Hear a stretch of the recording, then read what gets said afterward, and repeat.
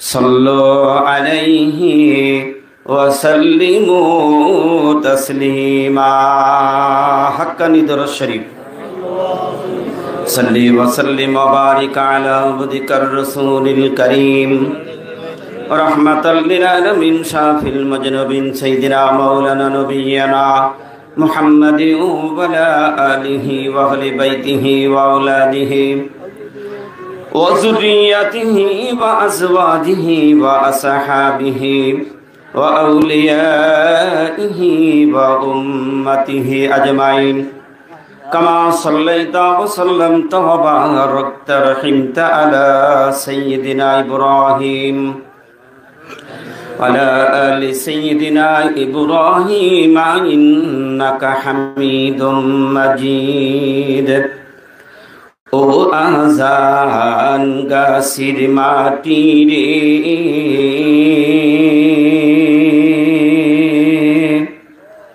সকল সুখ বুঝি তোর কপালে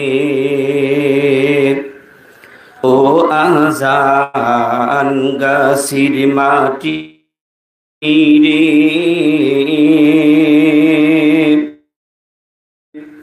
সকল সুখ বুঝি তোর কপালে ও আজান গাছি রে তোর বুকে আমার মুর্শিদ যার লাগি পাগল সবই যার তরে সৃষ্টি হইল হাক্কানি দরবার কাঁদি আমি সারাক্ষণে কখন যাব সেইখানে কাঁদি আমি সারাক্ষণে কখন যাব সেইখানে সহেনায়ার পরানে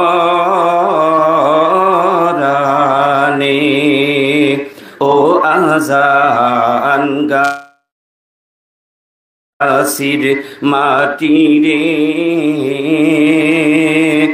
সকল সুখ বুঝি তোর কপালে ও আজান গাছি রে পাখি যদি হতাম আমি ওরে ওরে যেতাম আমি থাকিত না মনে কোনো বেদনা ফারুকি মঞ্জিলে গিয়ে রওজা পাক জিয়ারত করে ফারুকি মঞ্জিলে গিয়ে রওজা পাক জিয়ারত করে বলিতাম মনের বাসনা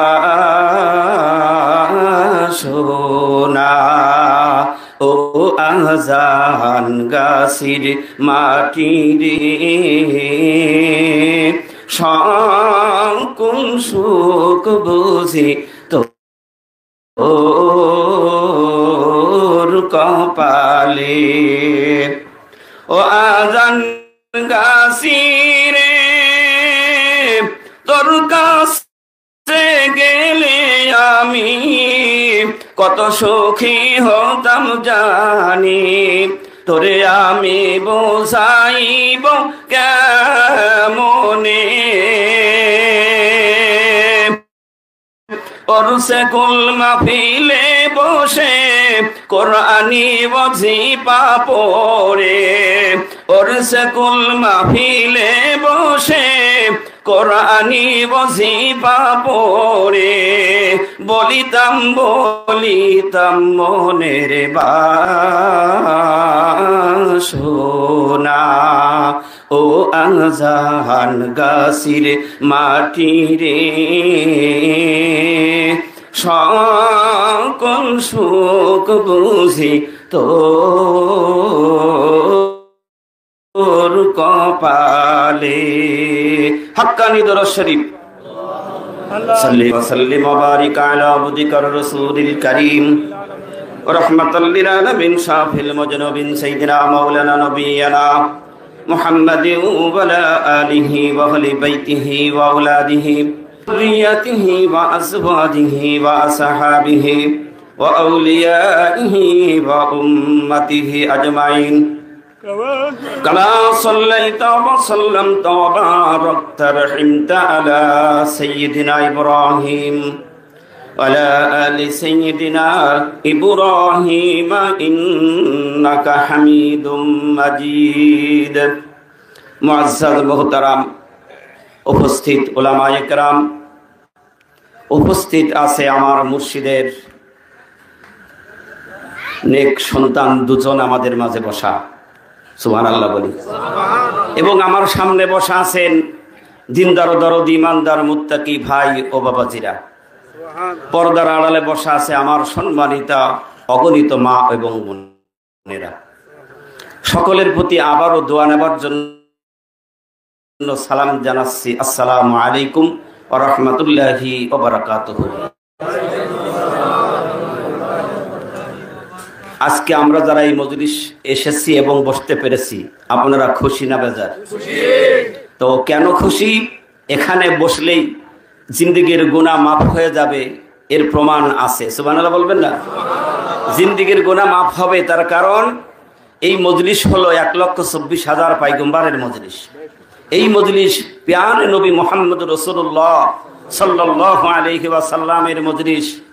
এই মজলিস শেষ জামানার মুজাদ্দিদ, জামানার কুতুব আরিফ বিল্লাহর বাদশাহ হযরত মাওলানা সুফি মুফতি আজান গাছে রহমতুল্লাহ আলার হুকুম প্রাপ্ত একটি জান্নাতি নুরানি কুরআনি মজলিস। ধরে বলি সুবহানাল্লাহ। এই মজলিসের কত দাম আগের মুরব্বীরা বয়ান করেছেন, আমি সেটা একটু টাচ দিচ্ছি যারা এখন পরে এসেছেন। এই মজলিসের এত দাম জালালউদ্দিন রুমি রহমতুল্লাহ আলাইহি তিনি পরিষ্কার করে বলেছেন, এক জামানা সুহবতে বা আউলিয়া বেহতারাদ সাদু সালাত আতবিরিয়া। জালালউদ্দিন রুমি রহমতুল্লাহ আলাইহি বলেন, ও দুনিয়ার মানুষ, যদি আল্লাহর ওলির মজলিসে এক মুহূর্ত সময় গিয়ে যদি তুমি বসতে পেরেছো, তোমার ওই দিলটা খালি করে নিয়ে একিন বিশ্বাস নিয়ে ওযু করে দুই রাকাত নামাজ পড়ে যদি ওলি আল্লাহর মজলিসে গিয়ে এক মুহূর্ত সময় বসতে পারো, 100 বছর ইবাদত করলে যেই নেকি হতো তার চাইতে বেশি নেকির মালিক আল্লাহ বানিয়ে দেয়। কত বছর নেকির মালিক হয়েছে আমরা? সবাই আওয়াজ দিতে হবে, কত বছর? 100 বছর হায়াত আমাদের আছে, আমরা কেউ জানি? আর এখন 100 বছর আর মানুষ থাকছে না, কথা বলেন না কেন? কারণ দিন যত যাচ্ছে আমাদের হায়াতের সীমারেখা ছোট হয়ে যাচ্ছে। আগের জামানার মানুষ 200, 300, 400, 500 এরম বেঁচেছে, কথা বলেন না কেন? আস্তে আস্তে দিন যত যাচ্ছে হায়াত তত কমে যাচ্ছে। আবার এই হায়াতের মধ্যে যে সময়টুকু আখিরাতের ওই দিনের তুলনায় সামান্য সময়। ইমাম রাজি রহমতুল্লাহ আলাইহি তিনি পরিষ্কার করে বলে দিলেন, হে দুনিয়ার মানুষ, তুমি যদি 60 বছর এই পৃথিবীর জিন্দেগিতে যদি বসবাস করো, আখিরাতের দিনের তুলনায় তুমি 2 মিনিট বসবাস করলে। আল্লাহু আকবার বলবেন না? বিশাল একটা হিসাবের কথা। তে আখিরাতের জিন্দেগির তুলনায় 60 বছর যদি 2 মিনিট হয়, তাহলে ওই জগতের জিন্দেগি কত লম্বা হবে? ইমাম রাজি রহমতুল্লাহ আলাইহি আরো বলেন, এমন দিন হবে যেই দিন এত লম্বা হবে, ও দুনিয়ার মানুষ, এই জমিন থেকে 7 আসমান পর্যন্ত যদি সরিষার দানাগুলি যদি একবারে গাদা দেওয়া হয়, এর মধ্যে কোনো ফাঁকা নেই।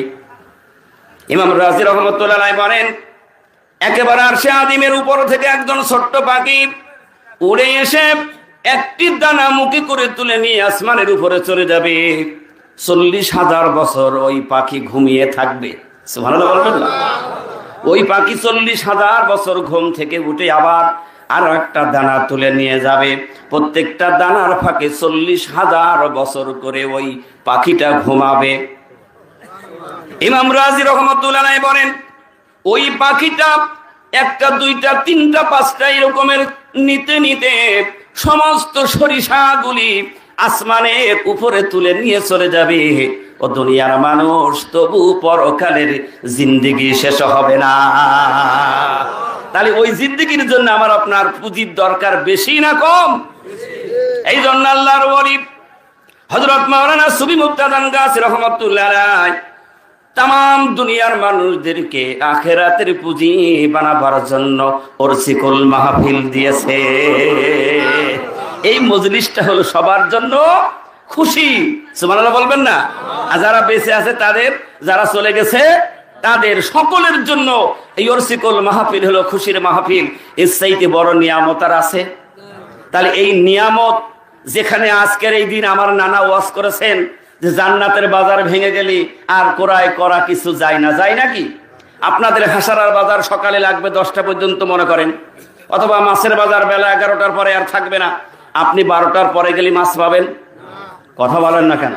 কারণ প্রত্যেক বছরে বাৎসরিক এই মাহফিল এই সারেংবাড়ি অনুষ্ঠিত হচ্ছে। দীর্ঘ, আমার নানা বলেছে 30 বছরের ঊর্ধ্বে উনি এই মজলিসে আসে। সুবহানাল্লাহ বলবেন না? কত বছর? প্রায় 3 যুগ। একটা মানুষের হায়াতের অর্ধেক সময়, 60 বছর বাদে তার হায়াতের অর্ধেক সময় ধরে। আর এখানে আমার মতন আলায়েক গুনাহগার হাক্কানি আঞ্জুমান সম্বন্ধে কিছু বলবে, এটা আমি নিজেকে একেবারে ছোট মনে করছি। কারণ এই গ্রামে যারা এখন শুয়ে আছেন কবরে, তারা আল্লাহর ওলি ছিল, আল্লাহর ওলি ছিল। আব্দুল আলিম রহমাতুল্লাহ আলাইহি, তিনি জবরদস্তি একজন আল্লাহর ওলি ছিলেন। তিনি এই ওজিফা সারা বাংলাদেশে প্রচার করেছেন। আর এই প্রচার করতে গিয়ে তিনি কোনোদিন কোনো মানুষের কাছ থেকে নজর সালামির আশা করে নাই। সুবহানাল্লাহ বলবেন না? এই জন্য এই মজলিসটাকে নবীওয়ালা দরবারের সাথে তুলনা করা হয়েছে। 1,24,000 পয়গম্বর দিন প্রচার করেছেন। টাকার বিনিময় না গাড়ি বাড়ির বিনিময়? কি ছিল উদ্দেশ্য? কি ছিল তাদের? একমাত্র কাজ ছিল তাদেরকে পবিত্র বানানো। আমি সূরা বাকারা থেকে ছোট্ট একটা আয়াতে কারিমা তেলাওয়াত করেছি। আল্লাহ রাব্বুল আলামিন আহকামুল হাকিমিন পরিষ্কার করে তিনি শোনালেন, কামা আরসালনা ফীকুম রাসূলাম মিনকুম ইয়াতলু আলাইকুম আয়াতিনা ওয়া ইউযাক্কিকুম ওয়া ইউআল্লিমুকুমুল কিতাবা ওয়াল হিকমা। আল্লাহ রাব্বুল আলামিন বলেন, আমি তোমাদের মাঝে এমন একজন রাসূল পাঠিয়েছি, যেই রাসূল আমি আল্লাহর ওহী করেছি এবং কিতাব দিয়েছি, যেই কিতাব দিয়ে তোমাদেরকে পবিত্র করবে, তোমাদের আত্মাটা পরিশুদ্ধ করবে, ওই অন্ধকার থেকে তোমাদেরকে আলোর মধ্যে আনার জন্য আমি রাসূল প্রেরণ করেছি। আর সেই রাসূলের আদর্শে আদর্শবান হয়ে পৃথিবীর মানুষ ছিল জিরো। কি ছিল? ভালো করে বুঝবেন, কি ছিল? জিরো। যখনই ওই রাসূলের আদর্শ মেনে নিল, বিশ্বের মানুষ যারাই মানলো তারা হিরো হয়ে গেল। সুবহানাল্লাহ বলবেন না? তারা কি হয়ে গেল? হিরো হয়ে গেল। হযরত বিলাল রাদিয়াল্লাহু তাআলা আনহু, তিনি ছিলেন একটা গোলাম, বিকৃত গোলাম। বাবাও গোলাম ছিল, ছেলেও গোলাম। তিনি আসলেন, রাসূলের আদর্শ গ্রহণ করলেন, নিজে আত্মশুদ্ধি অর্জন করলেন। আর আল্লাহ সুবহানাহু ওয়া তাআলা বিলাল রাদিয়াল্লাহু তাআলা আনহুর এত মর্যাদা দিয়ে দিলেন যে যেই বিলাল, যার চেহারা ছিল কালো। এই বাবার আমার পিছনে যারা কথা বলছে, তোমাদেরকে অনুরোধ, তোমরা প্যান্ডেলে আসো, কেউ সাইডে কথা বলবে না। সোনামণিরা, প্যান্ডেল আসে বসলে 100 বছরের নেকি। কত বছর? 100 বছর। বাইরে থাকলে জিরো। বাইরে থাকলে কি? এর যে একটা সীমানা করা হয়েছে, এর বাইরে যারা থাকবে নেকি পাবে? পাবে? বিস্তারিত বড় সময় থাকলে ওটা ভেঙে বুঝিয়ে দেব। হযরত বিলাল রাদিয়াল্লাহু তাআলা আনহু, তিনি ছিলেন কালো মানুষ। কি মানুষ? কালো মানুষ।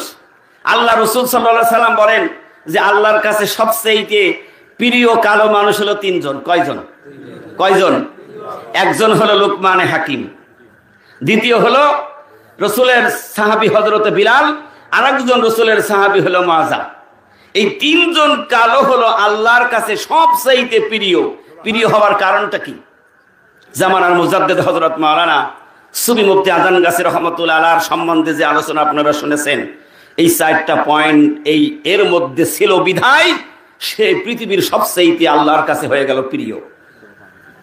লুকমানে হাকিম, তিনি কোনো নবী ছিল না, পয়গম্বর ছিল না, তিনি ছিলেন একজন জ্ঞানী মানুষ, আল্লাহর ওলি ছিলেন।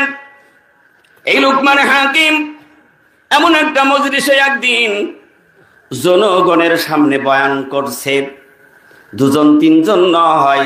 লুকমানে হাকিম যখন আলোচনা করতেন, মানুষ হাজারে হাজার কাতারে কাতারে দাঁড়িয়ে যেত, বসে যেত। হঠাৎ লুকমানের বাল্যকালের বন্ধু খবর পেয়েছে, কিরিপ এত বড় মানুষ, এত মানুষ কোথায় যায়? সবাই গবেষণা করে লুকমানে হাকিমের বয়ান শোনার জন্য যায়, তার আলোচনা শোনার জন্য যায়।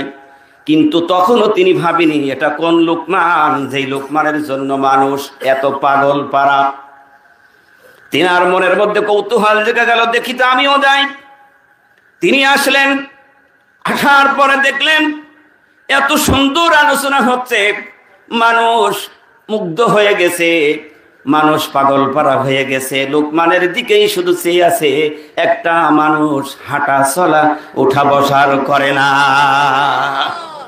মাহফিল যখন শেষ হয়ে গেল, ওই বাল্য বন্ধু মাঝখান থেকে দাঁড়িয়ে গেলেন, দাঁড়িয়ে বলতেছে, তুমি কি লুকমান? বলে হ্যাঁ আমি লুকমান। বলে তুমি কি সেই লুকমান যেই লুকমান অমুক পাহাড়ের বাগানে প্রতিদিন ছাগল চড়াতে? আল্লাহু আকবার বলেন। লুকমান বলেন হ্যাঁ আমি সেই লুকমান। বলে তুমি কে? তুমি কি আমাকে চিনতে পারো না? কারণ আমি তো তোমার সাথী ছিলাম, বাল্যের বন্ধু। লুকমানে হাকিম সেই কথা তিনি বয়ানের মধ্যে বললেন যে যেই মানুষ তার আগের জীবনের জিন্দেগি যদি তার মনে থাকে, তাহলে ওই মানুষটা বেশি আল্লাহ বলা হওয়া তার জন্য সহজ হয়ে যায়। আর পিছন যে ভুলে যায়, আল্লাহর কাছ থেকে সে দূরে সরে যায়। ভুলে যাওয়া মানেই তো তার মধ্যে অহংকার, ফকর। কথা বলেন। লুকমানে হাকিমকে বললেন, ও লুকমানে হাকিম, তাহলে তুমি বলো, তুমি তো আমার বাল্যকালের বন্ধু, ছাগল চড়াতাম একসাথে। আজকে কিসের কারণে, কোন কারণে আজকে মানুষ তোমার কথা শোনার জন্য এত পাগল? কাজ কাম সব ছেড়ে দিয়ে তোমার আলোচনা শোনার জন্য এত মানুষ জড়ো হয়, তার কারণটা কি? লুকমানে হাকিম বলেন, বন্ধু তুমি কেন শুনতে চাও? বলে আমিও তো তোমার বন্ধু, কিন্তু আমার তো কথা কেউ শোনে না। তখন লুকমানে হাকিম বলেন, তুমি কি আমার মতো হইতে চাও নাকি? বলে যদি হইতে পারতাম। লুকমানে হাকিম বললেন, বন্ধু তাহলে আমার কাছে যদি তুমি কথাগুলো শুনতে চাও, কমপক্ষে 9টা শর্ত মানা লাগবে। কয়টা? 9টা শর্ত মানা লাগবে। সবগুলি বলা সম্ভব হবে না। লুকমানে হাকিম বলেন, বন্ধু তাহলে 1 নম্বরের শর্ত হলো, যদিও আমি ছাগলের রাখালগিরি করতাম, কিন্তু আমার বিবেক হওয়ার পরে আমার এই জিহ্বায় কোনো হারাম খাবার লাগাই না।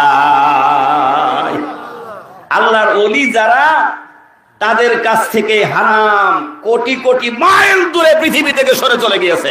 সুবহানাল্লাহ বলবেন না? হারাম তাদের স্পর্শ করতে পারে না। বলল বন্ধুরা, 2 নম্বরের শর্ত হলো, আমার এই জবান দিয়ে আমি জীবনে কোনোদিন একটা মিথ্যা কথা বলি নাই। আল্লাহু আকবার বলেন। বন্ধু তো মনে মনে চিন্তা করছে, সর্বনাশ, ওটা তো আমার মধ্যে পরিপূর্ণ আছে, কারণ আমি তো খাবারের দিকে কোনো কিছু খেয়াল করি না, যা পাই তা খাই। কথা বলেন, এরকম মানুষ আছে না নাই? জামানার কুতুবতে বয়ান শুনলেন, এই 4টা শর্তের মধ্যে প্রথম শর্ত হলো, লুকমানে হাকিম বলেন আমি জীবনে আমার বিবেক হওয়ার পর থেকে কোনো হারাম খাবার আমি ভক্ষণ করি নাই।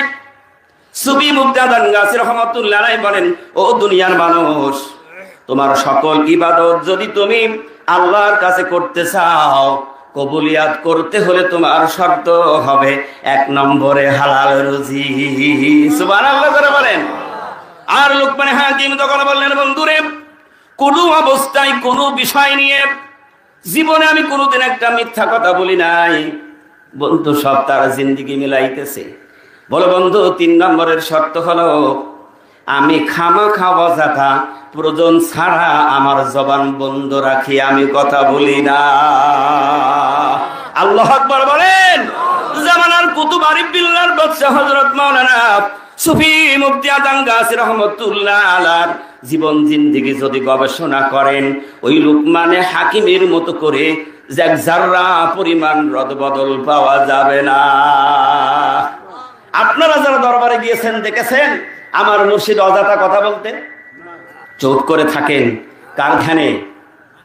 আল্লাহর ধ্যানে। কোন একটা হারাম সেখানে স্পর্শ করার কোন লাইন নাই। আমি সেই 90 সাল থেকে দেখছি সেখানে কোন প্রকারের একটা মিথ্যা বাহির হয় না। আওয়াজ দিয়ে বলুন না সুবহানাল্লাহ। লুকমান হাকিমের এই গুণগুলি দেখে আল্লাহ রাব্বুল আলামিন তাকে এত ভালোবাসলেন, তার বয়ানগুলি এত ভালোবেসেছেন মালিক আল্লাহ সুবহানাহু ওয়া তাআলা লুকমানের নাম দিয়ে কোরআনুল কারীমের মধ্যে তার বয়ানগুলি তার নামের সূরার মধ্যে আল্লাহ বয়ান করে দিলেন। সুবহানাল্লাহ বলবেন না? তারা আল্লাহর ওলির মর্যাদা আল্লাহর কাছে আছে না নাই? কথা বলেন, আছে না নাই? আল্লাহ রাব্বুল আলামিন বলেন, আমি তোমাদের মাঝে এমন একজন রাসূল প্রেরণ করেছি যেই নবী তোমাদেরকে পবিত্র বানাবে। কি করে পবিত্র বানাবে? এই পবিত্র বানাবার আগে তোমাদের হাতে তুলে দেবে মহাগ্রন্থ আল কোরআন। জামানার মুজাদ্দিদ হযরত মাওলানা সুফি মুফতি আজম গাছী রহমাতুল্লাহ আলাইহি সারা পৃথিবীর মানুষের হাতে তুলে দিয়েছে মহাগ্রন্থ আল কোরআন। হে দুনিয়ার মানুষ, এই কোরআনের কাছে আসো, তোমার জীবন জিন্দেগি সব ধরা পড়ে যাবে। তুমি কোন রাস্তায় চলছো তাও কোরআন বলে দেবে। তুমি কিভাবে খানা খাবে তাও বলে দেবে। তুমি কিভাবে আমল করবে তাও বলে দেবে। তুমি দুনিয়ার মধ্যে কিভাবে ব্যবসা করবে তাও কোরআনের মধ্যে বলা আছে না নাই? তুমি কিভাবে চাষ করবে তাও কোরআনের মধ্যে বলা আছে। আল্লাহু আকবার বলবেন না? তুমি চাকরি করবে তাও কোরআনের মধ্যে বলা আছে। কারণ তুমি ঘুষ দিয়ে চাকরি নিলে তোমার ওটা জায়েজ হবে না। পরের জমিন ঠেলে আল ভেঙে ওদিকে বাড়াইলে তোমার ওই ফসল হালাল হবে না। কথা বলে না? আমার আব্বারা ভাইরা, সেই বিশ্বনবী মুহাম্মদ রাসূলুল্লাহ সাল্লাল্লাহু আলাইহি ওয়াসাল্লাম এই মানুষদেরকে সংশোধন করার জন্য, তাদেরকে পবিত্র বানানোর জন্য 13টি বছর গারে হিয়ারায় আল্লাহর কাছে ধ্যানে ছিলেন। আল্লাহ, এই জাতিকে যদি আমাকে বাঁচাতে হয় তাদেরকে কি দেব, কি বুঝাবো? এই নিয়ে বিশ্বনবী 13টি বছর কার কাছে চাইলেন? সুবহানাল্লাহ বলবেন না? কার কাছে? আল্লাহর কাছে চাইলেন। আর আল্লাহ সুবহানাহু ওয়া তাআলা গারে হিরায় এই মহাগ্রন্থ আল কোরআন নাজিল করলেন। আর প্রথম ওহী হলো ইকরা বিসমি রাব্বিকাল্লাযী খলাক, পড়ো তোমার প্রভুর নামে। কি পড়তে বললেন? কি পড়তে বললেন? এই কোরআন আমার আপনার জিন্দেগি, এই কোরআন আমার আপনার সব বলে দেবে। আপনার জিন্দেগির সমস্ত ভুল সব কিছু শেষ করে দেবে। এই জন্য আল্লাহ বলেন,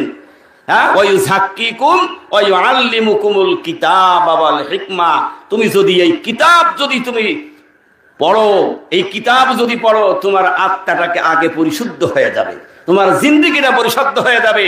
তাই জামানার মুজাদ্দিদ হযরত মাওলানা সুফি মুফতি আজম গাছী রহমাতুল্লাহ আলাইহি এই কোরআনের ওজিফা আমাদেরকে দিয়েছে। সুবহানাল্লাহ বলবেন না? কারণ কোরআনের আদর্শ যদি আদর্শবান হয়, ওই মানুষ তখন কি হয়ে যাবে? তার মধ্য থেকে মিথ্যা চলে যাবে, তার মধ্য থেকে হারাম চলে যাবে। ওই মানুষ তখন ভাই পাড়া প্রতিবেশীর হক বুঝতে পারবে। ওই মানুষটা যখন ইমানদার হবে, নেককার হবে, তখন মা বাবার যে আলোচনা করলেন আমার সম্মানিত ভাইজান, ওইটা হক সে বুঝবার জন্য তার জ্ঞান তৈরি হবে। ঠিক কিনা বলেন? যার কলবে কোরআন নেই, ওখানে আর একটা জিনিস বসবাস করে, সেটার নাম কি? ওয়াস্তা। আপনারা ইনশাআল্লাহ আপনারা ভালো জানেন। আর ওই শয়তান তখন তার পৃথিবীর সমস্ত খারাপ কাজের দিকে ঠেলে দেবে। আজকে আল্লাহ মহাগ্রন্থ আল কোরআনের মধ্যে আমার ভাইজান তো অল্প সময়ের মধ্যে শেষ করেছেন। মনে করলাম আমার সম্মানিত ভাইজান, আমার সম্মানিত শুধু নয়, তিনি আমার বড় ভাই হালিম সাহেবকে দিলাম, তিনি কিন্তু কিছু না বলে বসে পড়লেন।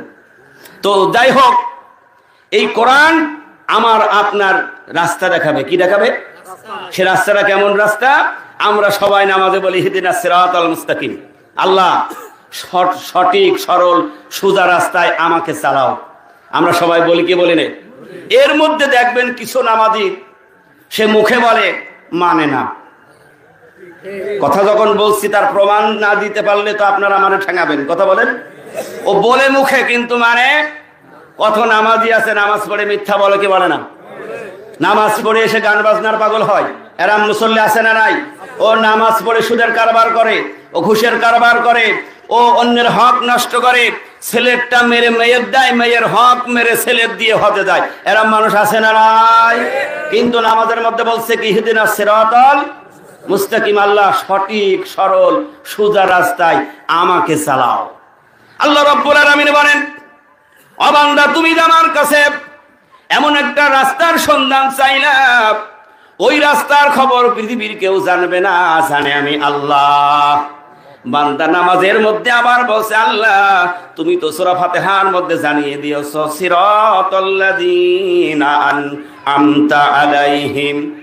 ও মালিক, যেই রাস্তায় তোমার মনোনীত বান্দা চলেছেন, এই মনোনীত বান্দা কারা?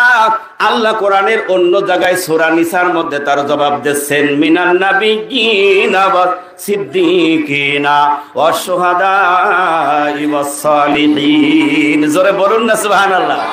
আল্লাহ রাব্বুল আলামিন বলেন, আমার কাছে মনোনীত বান্দা হলো চার শ্রেণী।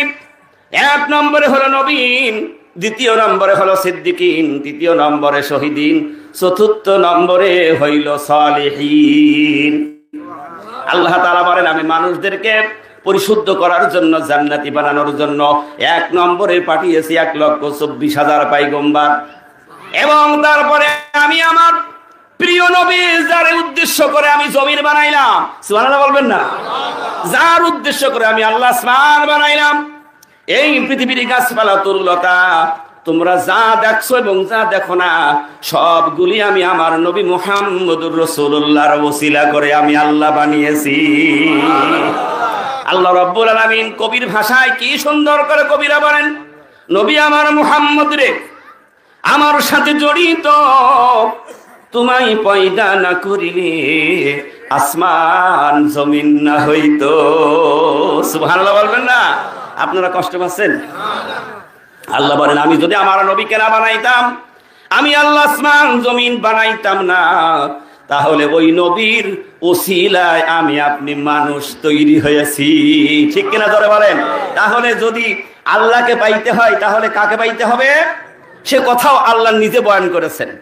আল্লাহ রাব্বুল আলামিন বলেন, কুল ইন কুনতুম তুহিব্বুনাল্লাহা ফাত্তাবিউনি ইউহিব্বুকুমুল্লাহ ওয়া ইয়াগফির লাকুম যুনুবাকুম আল্লাহু গফুরুর রহিম। আল্লাহ তাআলা বলেন, ও দুনিয়ার মানুষ, তোমরা দিলের কান দিয়ে শোনো, আমি আমার পয়গম্বরের উপরে ওহী নাযিল করেছি। আর আল্লাহ স্বয়ং তার হাবিবকে ডাক দিয়ে বলেন, আমার হাবিব বন্ধু, তুমি বলো কি বলবে আমার কোরআনের এই বাণী লোকের কাছে বলো, সমস্ত মানব জাতির কাছে শোনাও।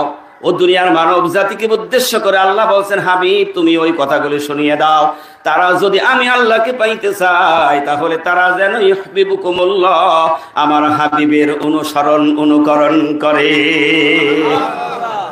তাহলে আল্লাহকে পাইতে হলে কার অনুসরণ লাগবে? রাসূলের অনুসরণ লাগবে। কিন্তু আমার নানা সুন্দর করে ভেঙে ভেঙে বোঝাচ্ছিলেন, যদি কাউকে পাইতে হয় তাহলে কোন মাধ্যম দিয়ে পাইতে হয়, কিন্তু রাসূলকে যদি আমাদের পাইতে হয়, এখন এই জামানায় কিভাবে রাসূলকে পাবো? আমার আল্লাহ শিখিয়ে দিয়েছেন, ইয়া আইয়ুহাল্লাযীনা আমানুত্তাকুল্লাহা ওয়া কুনু মা'আস সাদিকিন। আল্লাহ বলে, ইমানদারেরা, আমি আল্লাহকে ভয় করার সত্যবাদীর সাথে হও। ওই সত্যবাদীর যদি সাথী হইতে পারো, তোমরা আমার নবী মুহাম্মদুর রাসূলুল্লাহকে পেয়ে যাবে। আর যখনই আমার নবীকে পেয়ে যাবে, আমি আল্লাহর সাথে তোমাদের দিদার হয়ে যাবে। আওয়াজ দিয়ে বলুন না সুবহানাল্লাহ। আল্লাহ কেমন দিদার করবেন? আল্লাহর ওয়াদা মিথ্যা না সত্য? আল্লাহর ওয়াদা কখনো মিথ্যা হয় না। আল্লাহর নবী বিশ্ব নবী বয়ান করেছেন, ও দুনিয়ার মানুষ, জান্নাতি মানুষ, দিল দিয়ে শোনো, আল্লাহ পাক যেদিন জান্নাত জাহান্নামের ব্যবস্থা করে ফেলবে, এক দল যাবে জান্নাতে, আর বাকি দল সব চলে যাবে জাহান্নামে। জান্নাতে ওয়ালারা জান্নাত পেয়ে বড় আনন্দ করবে, তাদের মন থেকে সব ভুলে যাবে। সেই দিন আল্লাহর হাবিব বিশ্ব নবী এদের অবস্থা দেখে চিন্তা করবে, তোরা তো জান্নাত পেয়ে পাগল হয়ে গেছিস, কিন্তু এখনো তো আসল জিনিস তোরা পাস নাই। কারণ আল্লাহ বলেন, আমি কিয়ামতের হাসরের ময়দানে যখন জান্নাত দিয়ে দেব, আর ওই জান্নাতে আমি আল্লাহ রাব্বুল আলামিন নিজে স্বয়ং আমার বান্দার সাথে দিদার করব। সুবহানাল্লাহ বলবেন না? আল্লাহর সাথে দিদারটা কি সাধারণ ব্যাপার? কথা বলেন না কেন? সাধারণ ব্যাপার? মুসা আলাইহিস সালাতু ওয়াস সালাম বলেন, আল্লাহ আমি তোমাকে দেখব। আল্লাহ বললেন, না পারবি না। বলে, না আমি দেখব। তাহলে যদি দেখতে হয় তুর পাহাড়ে আয়। সুবহানাল্লাহ বলবেন না? এই যে একটা ছোট বড়র একটা ব্যবধানের মধ্যে পাওয়ার তো বোঝেন আপনারা। এই দুনিয়ার মানুষের পাওয়ার আছে না? মেম্বারের একরকম পাওয়ার, চেয়ারম্যানের আর এক রকম পাওয়ার, এমপির আর এক রকম পাওয়ার, মন্ত্রীর আর এক রকম পাওয়ার, আর রাষ্ট্রপতি হইলে তো সে পাওয়ারের কোনো খবর। কথা বলেন না কেন? আল্লাহর নবী বিশ্ব নবীর ব্যাপারে এই আলোচনা একটু ভালো করে শোনেন। মুসা আলাইহিস সালাতু ওয়াস সালাম যখন বলেন, আল্লাহ আমি দেখবই, আল্লাহ বলেন সম্ভব নয়, পারবি না। বলে, না আমি দেখবই। তাহলে কোথায় আয়? তুর পাহাড়ে আয়। তো মুসা আলাইহিস সালাতু ওয়াস সালাম জুতা পায়ে দিয়ে পাহাড়ে উঠছেন। আল্লাহর তরফ থেকে আবার হুকুম হয়ে গেল, আমার পয়গম্বর মুসা জুতা খোলো, জুতা খুলে ওঠো। জুতা খুলে উঠলেন। তুর পাহাড় একটা পাথরের তৈরি পাহাড়। আর আল্লাহর নবী বিশ্ব নবী যেদিন মেরাজে গেলেন, এই তো কদিন আগে মেরাজের মাস চলে গেল। সুবহানাল্লাহ জোরে বলুন। মেরাজে গেলেন, যখন বুরাকে আল্লাহ রাসূল চলবেন, পায়ের জুতা খুলছে, আল্লাহ সুবহানাহু ওয়া তাআলা সাথে সাথে ফেরেশতা রুহুল আমিন জিবরাইলকে বললেন, তাড়াতাড়ি নিষেধ করো। সুবহানাল্লাহ বলবেন না? আল্লাহ রাব্বুল আলামিন ডাকতে বলেন, ও জিবরাইল তাড়াতাড়ি বলো আমার হাবিব বিশ্ব নবী যেন তার পায়ের জুতা না খোলে। সুবহানাল্লাহ জোরে বলেন। আমার আব্বারা ভাইয়েরা, কোন নবীর উম্মত আমরা একটু হিসাব করি। জিবরাইল বলেন, ও হাবিব আল্লাহ নিষেধ করেছে, আপনি জুতা খুলবেন না। বলে, কেন? কারণ আমার আল্লাহ জানিয়ে দিয়েছে আমার হাবিবের জুতার ধুলা লেগে আমার আরশে আজিম ধন্য হয়ে যাবে। এত বড় পাওয়ার আর কোন পয়গম্বর পেয়েছে? সশরীরে আল্লাহর বাড়ি গেল। তাহলে সেই নবীর উম্মতের মর্যাদা বেশি না কম? জোরে বলতে, বেশি না কম? যেমন বেশি, এরা ঠকবেনও বেশি। কথা বলেন না কেন? হিসাব আগে হবে। এরা আগে জান্নাতে যাবে, তাহলে জাহান্নামে কারা আগে যাবে? আল্লাহু আকবার বলেন। যদি সেই রাসূলের আদর্শ অনুসরণ যদি আমি না করতে পারি, তাহলে আমরা যাব কোথায়? কথা বলেন, যাব কোথায়? আল্লাহর নবী বিশ্ব নবী তিনি বলেন, ও দুনিয়ার মানুষ একটু ভালো করে শোনো। আল্লাহ রাব্বুল আলামিন যেদিন জান্নাতে তার জান্নাতীদের সামনে সে ওপেন হয়ে যাবে। আল্লাহু আকবার বলেন। ওপেন যখন হবে, বিশ্ব নবীর মনে আছে, কিন্তু যারা জান্নাতে ঢুকেছে মনে নেই। আল্লাহর নবী বিশ্ব নবী বলেন, রব্বুল আলামিন তোমার ওয়াদা তো একটাও মিথ্যা নয়, তুমি সব ওয়াদা পূর্ণ করো, কিন্তু সব করেছো, একটা ওয়াদা তোমার এখনো বাকি আছে। কি বাকি আছে? আল্লাহ রাব্বুল আলামিনের কাছে দরখাস্ত করলেন, আয় আল্লাহ আপনি ওয়াদা করেছেন এই জান্নাতীদেরকে সামনে আপনি আসবেন, দেখা করবেন। আল্লাহু আকবার। আল্লাহ রাব্বুল আলামিন বলেন, হাবিব আমার ওয়াদা কখনো মিথ্যা হবে না। সাথে সাথে আল্লাহ রাব্বুল আলামিন একটা মঞ্চ তৈরি করলেন। সুবহানাল্লাহ বলেন। জান্নাতীদেরকে নিয়ে একটা অনুষ্ঠানের ব্যবস্থা করলেন। এবং আল্লাহর নবী বিশ্ব নবী আল্লাহর ছাড়ার 2জন মেহমানের দাওয়াত দিলেন। তার মধ্যে বিশেষ মেহমান হলেন আল্লাহর পয়গম্বর দাউদ আলাইহিস সালাতু ওয়াস সালাম। আর প্রধান মেহমান হলো আখিরি জামানার পয়গম্বর বিশ্ব নবী জনাবে মুহাম্মদুর রাসূলুল্লাহ সাল্লাল্লাহু আলাইহি ওয়াসাল্লাম। আর সেই অনুষ্ঠানের ওই মাহফিলের সভাপতি হলো স্বয়ং আল্লাহ। জোরে বলুন না সুবহানাল্লাহ। স্বয়ং আল্লাহ সভাপতি, প্রধান অতিথি বিশ্ব নবী, বিশেষ অতিথি হইল দাউদ আলাইহিস সালাতু ওয়াস সালাম। সশরীরে আল্লাহ এসে সভাপতির আসনে বসে গেলেন। প্রধান অতিথির চেয়ারে বিশ্ব নবী বসে গেল, বিশেষ মেহমান পাশের চেয়ারে।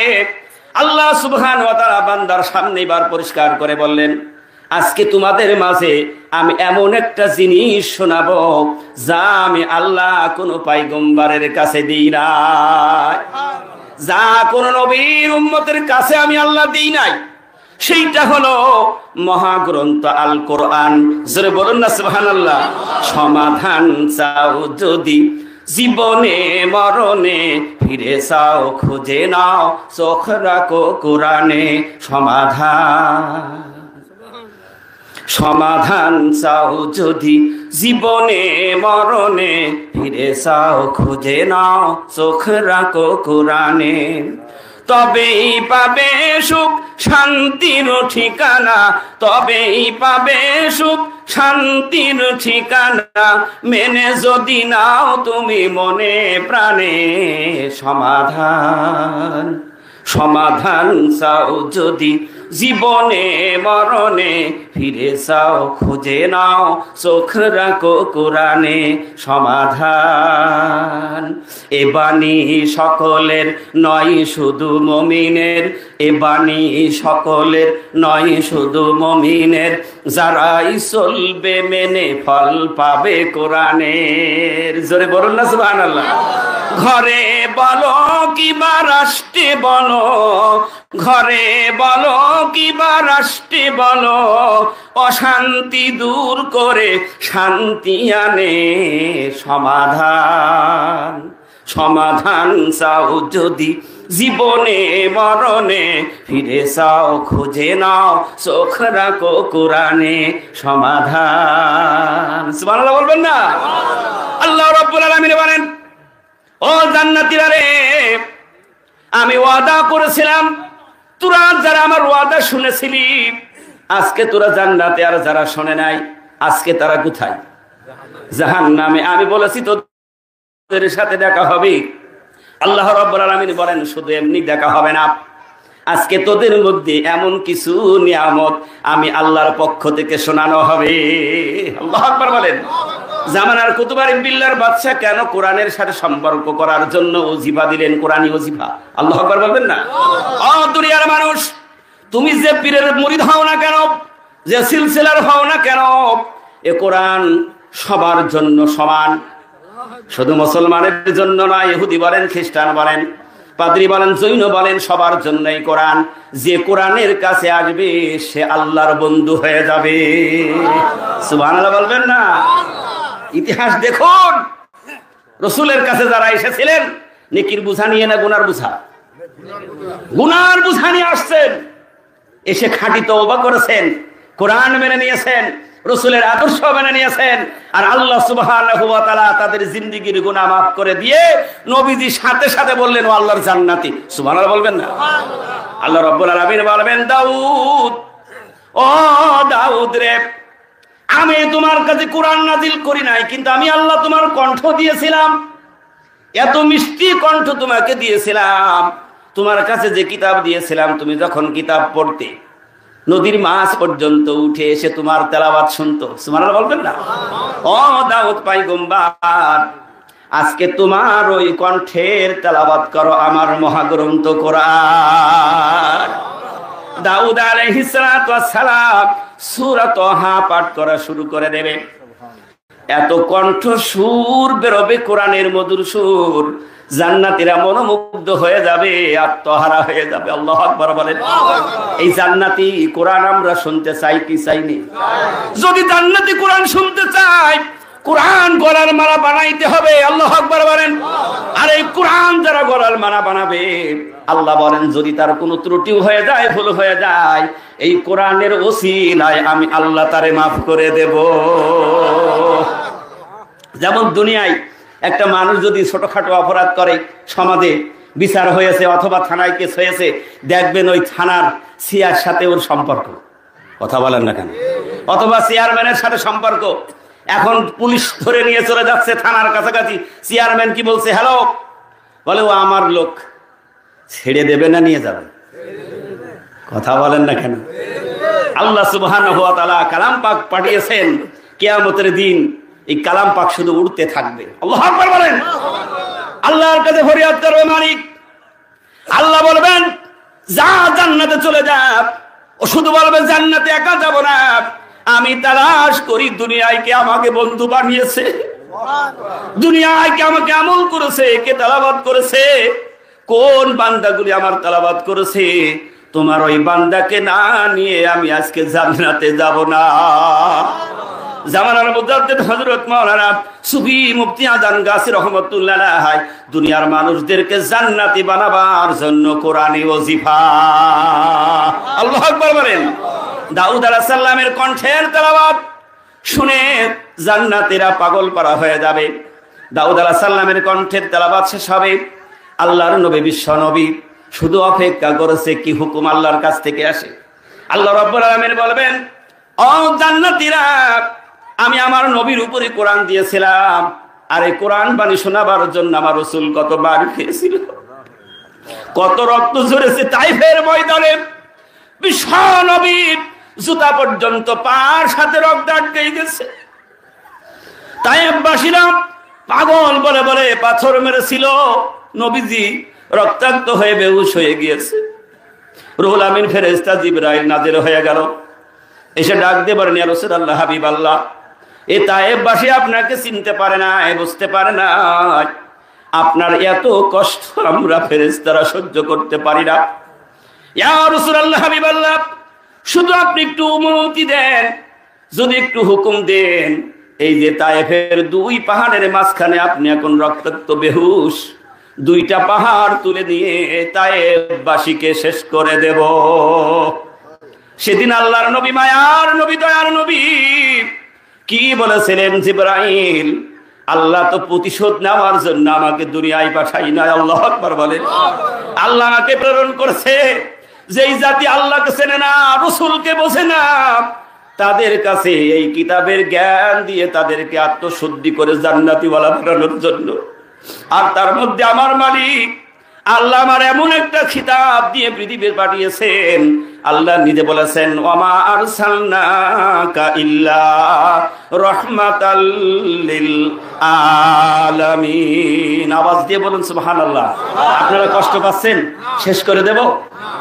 আল্লাহ রাব্বুল আলামিন ডাক দিয়ে বলেন, জান্নাতীরা রে, তোরা আমার রাসূলকে চিনেছিলি, কোরআন মেনেছিলি, ওই কোরআনের অনুযায়ী তোরা জীবন চালিয়েছিস, আজকে তোরা জান্নাতে। আমার হাবিব যে কণ্ঠে তোদের তেলাওয়াত শুনিয়েছিল, আমি হুকুম করছি আমার পয়গম্বর আজকে তোদের কোরআন তেলাওয়াত শোনাক। সুবহানাল্লাহ বলবেন না? আল্লাহর নবী বিশ্ব নবী তার ওই মধুর কণ্ঠ দিয়ে যখন কোরআন তেলাওয়াত করবে, আল্লাহর পয়গম্বর বিশ্ব নবী সূরা ইয়াসিনের তেলাওয়াত শুরু করবে। সুবহানাল্লাহ বলেন। জান্নাতি মানুষগুলি তেলাওয়াত শুনে বেহুশ হয়ে যাবে, হুশারা হবে। জান্নাতি হুরেরা ওদিকে কান্নাকাটি করবে। সুবহানাল্লাহ বলেন। কারণ ওরা তো বুঝবে না, ওদের মনের মধ্যে বলবে, আল্লাহ তুমি যদি এই মাহফিল এইভাবে চালাও, জান্নাতি ওয়ালারা যদি তারা বেহুশ হতে হতে যদি তারা জ্ঞান আর ফিরে না পায়, আমরা তো আমাদের স্বামীগুলি আর পাবো না। আল্লাহু আকবার বলেন। কি নিয়ামত আল্লাহ তাআলা সেদিন দেবেন।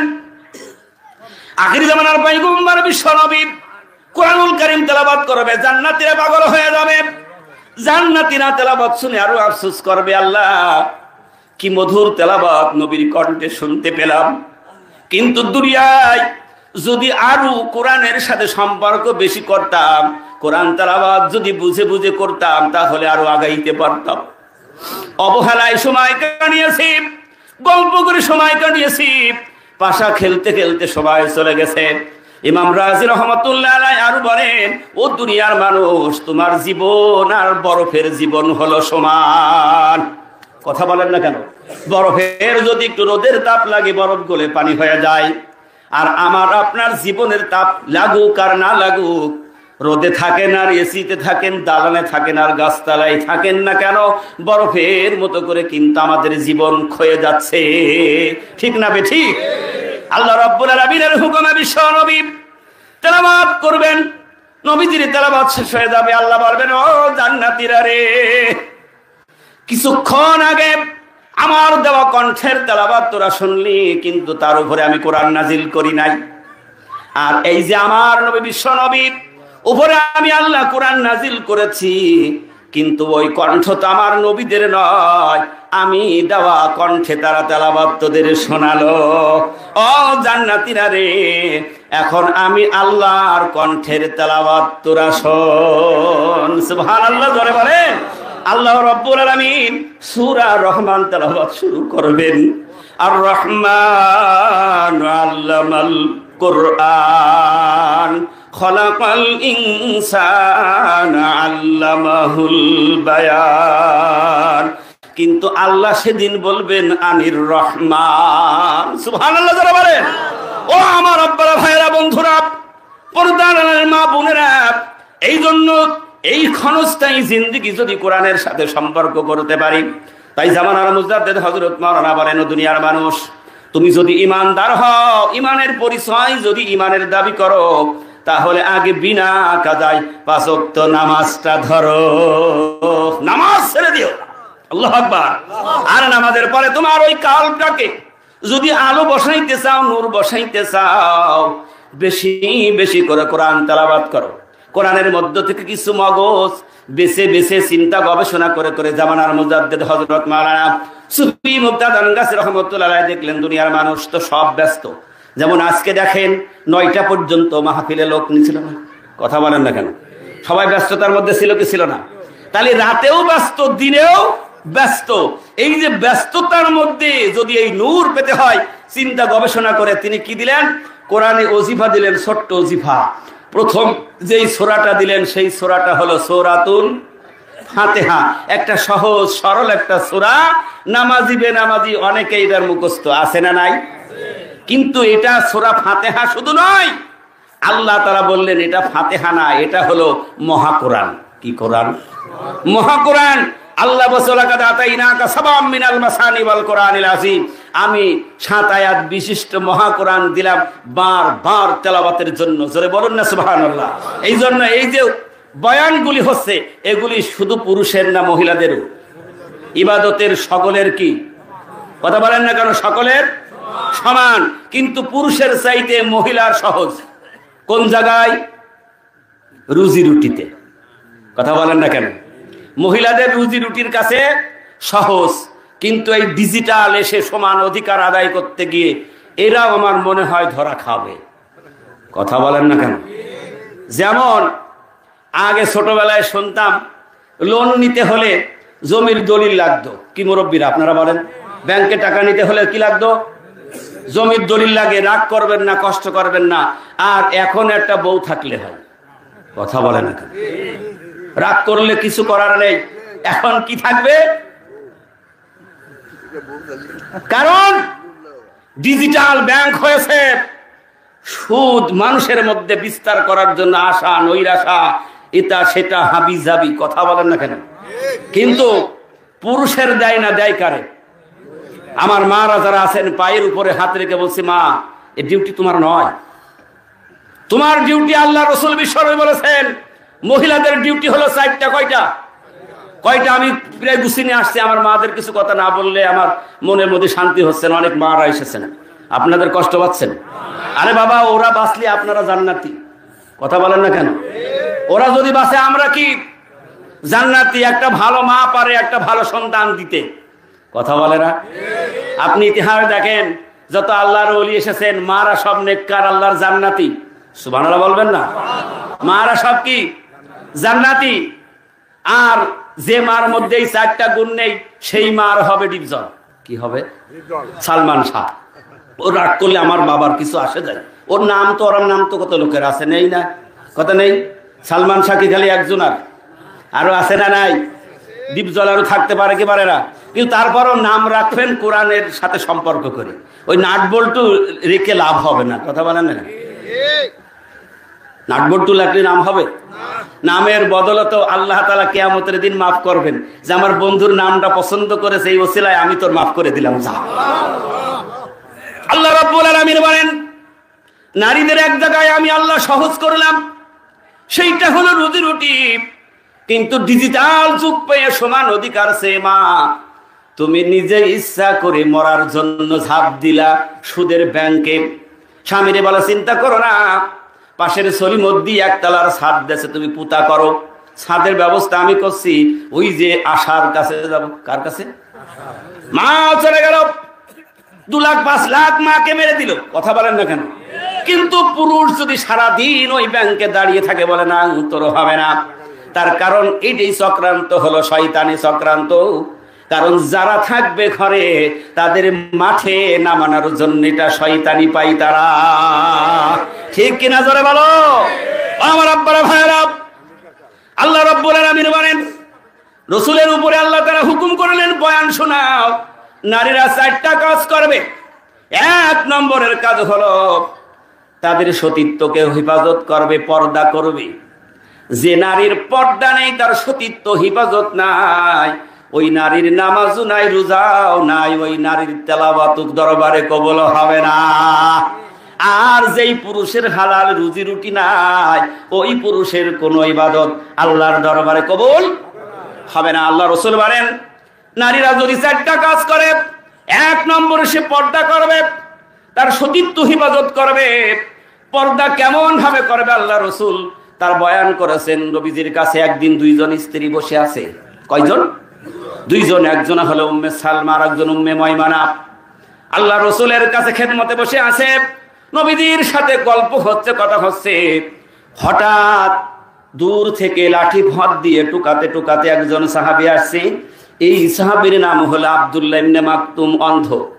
মার পেট থেকে 2টা চোখ হারানো, অন্ধ বিশ্ব নবীর সাহাবী। নবীজির কাছে এই জন্য আসে, চোখে দেখে না কিন্তু আসে, কথাগুলি শুনে তার কলিজা ঠান্ডা হয়ে যায়। কিন্তু রাসূলকে না দেখেও যারা ভালোবাসে, রাসূলের প্রেমিক যারা হয়, ভিতরে আরেকটা চোখ আছে, ওই চোখ আমার আল্লাহ খুলে দেয়। সুবহানাল্লাহ জোরে বলেন। ওই চোখ আমার আল্লাহ খুলে দেয়। ও বিষয় অনেক লম্বা চওড়া। রাসূলের কাছে আসছেন, যখন কাছে এসে গেলেন, আল্লাহর নবী বিশ্ব নবী 2জন স্ত্রীকে বললেন, যাও ভিতরে পর্দার আড়ালে চলে যাও। মেয়েরা কিন্তু অনেক যুক্তি জানে। রাগ করছেন আপনারা? ওয়াজ তো হচ্ছে আমার মাদের, আপনাদের তো রাগ করার ব্যাপার নাই। অনেক যুক্তি জানে। মহিলারা বলে, নবীদের কাছে বলছেন, ইয়া রাসূলুল্লাহ, হাবিবাল্লাহ, এ তো কোনো ব্যাপার নয়, কারণ যে আসছে তার তো 2টা চোখ নেই, কিছুই তো জগৎ দেখে না, দেখতে পাবে না, চুপ করে আপনার পিছনে বসে থাকবো। দেরি হলো না। আল্লাহ রাসূল বলেন, আমার সাহাবী আল্লাহ তারে অন্ধ বানিয়েছে, দেখে না, কিন্তু তোমাদের 2জনার তো 2টো চোখ আছে, আমার আল্লাহ তোমাদের অন্ধ বানাই নাই। পর্দার কত বড় হুকুম, যে তোমাদের তো আল্লাহ অন্ধ বানাই নাই, কারণ তোমার ওই চোখ দিয়েও তুমি বেগানা পর পুরুষের দেখার কোনো অনুমতি নাই। সুবহানাল্লাহ জোরে বলেন। আল্লাহ রাসূল বলেন, যে ব্যক্তি এটা মানবে এবং বিনা কাজায় নামাজ আদায় করবে, আল্লাহর ছুটির দিন ব্যতীত সে আর ছুটি কাটাবে না। জানেন তো ছুটি? আমার মাদেরকে আল্লাহ প্রত্যেক মাসে ছুটি দিয়েছে, কিন্তু আমি অনেক লক্ষ্য করে দেখি অনেক পুরুষও ছুটি কাটায়। কথা বলেন না কেন? অনেক পুরুষ ছুটি কাটায়, মাসের মধ্যে 4 দিন যায় আর বাকিটা ছুটি। এ মানুষ আছে না নাই? দেখবেন শুধু জুম্মার নামাজ পড়ে। আমি বলি ওটা হলো শুকুর আলী মুসল্লি। আবার কিছু মানুষ আছে 11 মাসের খবর নেই, ওই মানুষ সামনে আর 15 দিন পরে আসবে। কি মাস? রমজানুল মুবারক মাসে দেখবেন রোজা নিয়ে খুব লাফালাফি। আবার অনেক চালাক মুসল্লি আছে, রোজা না থাকলে কি হবে, আসরের পরে ঘষে। আছে না নাই? কথা বলেন, আছে না নাই?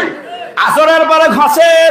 যদি বন্ধু জানে, বন্ধু তুই রোজাই নেই, মেসওয়াক করিস, কি করবি বল? বলে ইফতার নেব। বলে কেন? বলে তুই তো জানিস না ইফতারি নেওয়া হলো সুন্নাত। এ সুন্নাত কার জন্য? যে ব্যক্তি ওই সেহরি খাইলো সারাদিন, তার শরীরটাকে সংযম করলো, সে রোজা ফরজ আদায় করার পরে আল্লাহ রাসূল বললেন, ওই ব্যক্তি ইফতারি নেবে, তার জন্য ইফতারি করা হলো সুন্নাত। আর বেটা রোজা নেই, কয় ইফতারি নেওয়া সুন্নাত। কথা বলেন না কেন? আল্লাহর নবী বিশ্বনবী বলেন, মায়েরা নামাজ আদায় করবে, 3 নম্বরে রমজানের ফরজ রোজা আদায় করবে, 4র্থ নম্বরে হলো স্বামীর অনুগত্য করবে, স্বামীর খেদমত করবে। আল্লাহু আকবার বলেন। নবীজি বলেন, যে মা এই 4টা কাজ করবে, ওই মার জন্য জান্নাতের 8টি দরজা খোলা হবে। সুবহানাল্লাহ যারা বলেন। অনেক মা আছে 3টা মানে, 1টা মানে না। কথা বলেন না কেন?